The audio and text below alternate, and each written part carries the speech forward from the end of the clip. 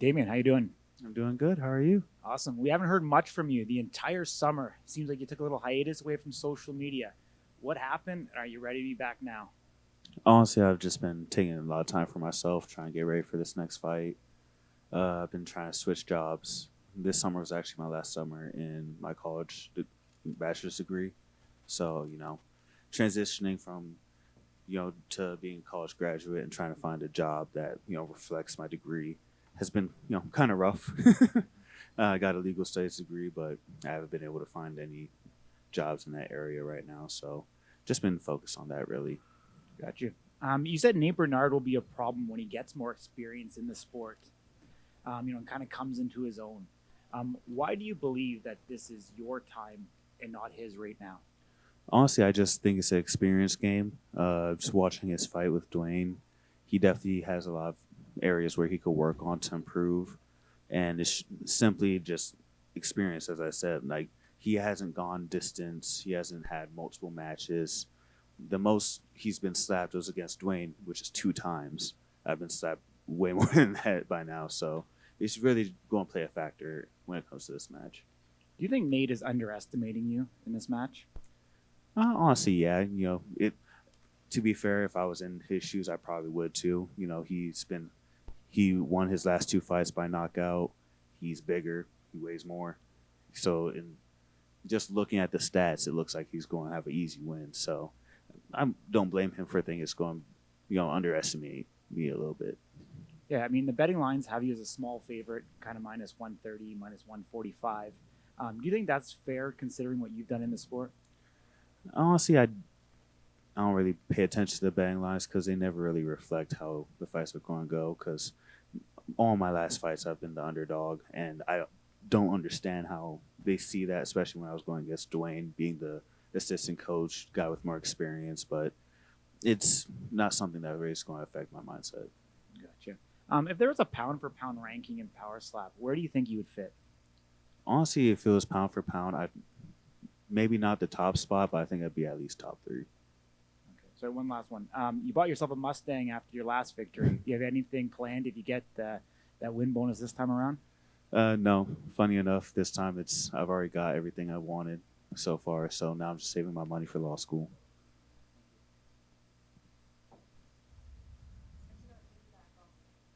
Ooh. I wanted to piggyback off that question. Who do you think would be the number one pound for pound? Honestly, number one pound for pound, I'd have to say is Ron, out of anybody. I think because he's a light heavyweight guy, but he definitely hit harder than I feel some of the heavyweights are hitting.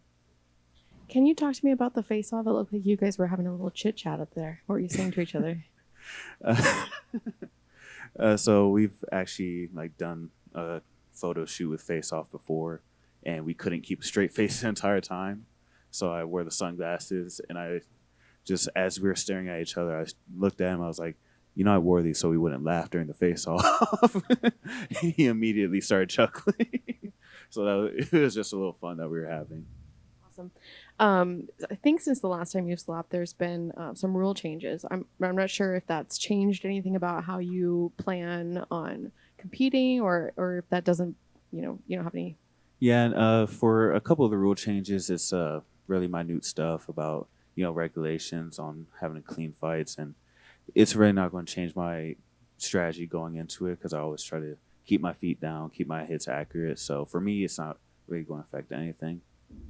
I asked Wolverine this. I know you're slapping first, so it doesn't really apply for this time, but do you feel like the champions should automatically get to slap first just because you're the champion? No, I think if anything, if that was to be a rule, I think the challenger should be allowed to slap first instead of the champion, because champion's he has his belt, he's proven he's number one, and if he wants to keep his belt, he should prove that he has the chin for it. So if anything, I would say that the challenger should be the one to slap first every time. Thank you.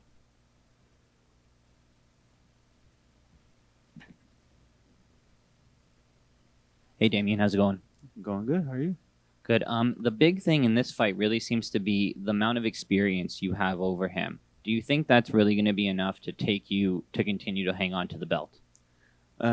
If that was the only thing I had over him, it probably wouldn't be. But I also feel like I have more power than him, just comparing my fight against Dwayne versus his fight against Dwayne.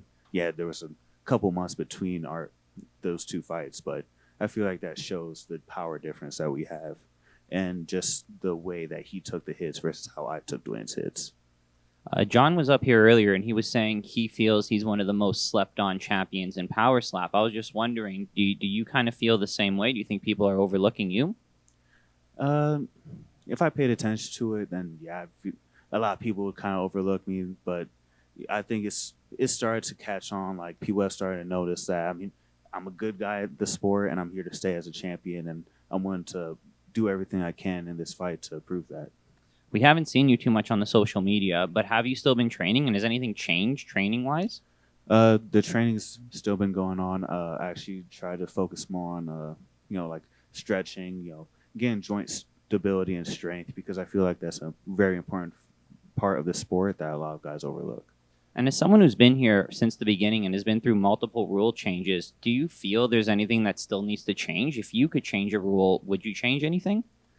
There's probably a couple rules that I would change. Like, for example, stepping. In my opinion, if they keep changing what counts as a stepping penalty and what doesn't, to me, it'd be simple just to tell everyone to keep their feet still, keep their feet on the ground, and that completely takes out all this challenging and having to instant replay the feet. If their feet move, they obviously stepped, so it's kind of simple there. But that's like the biggest one I would change. Thank you so much for your time, man. Good luck tomorrow. Thank you.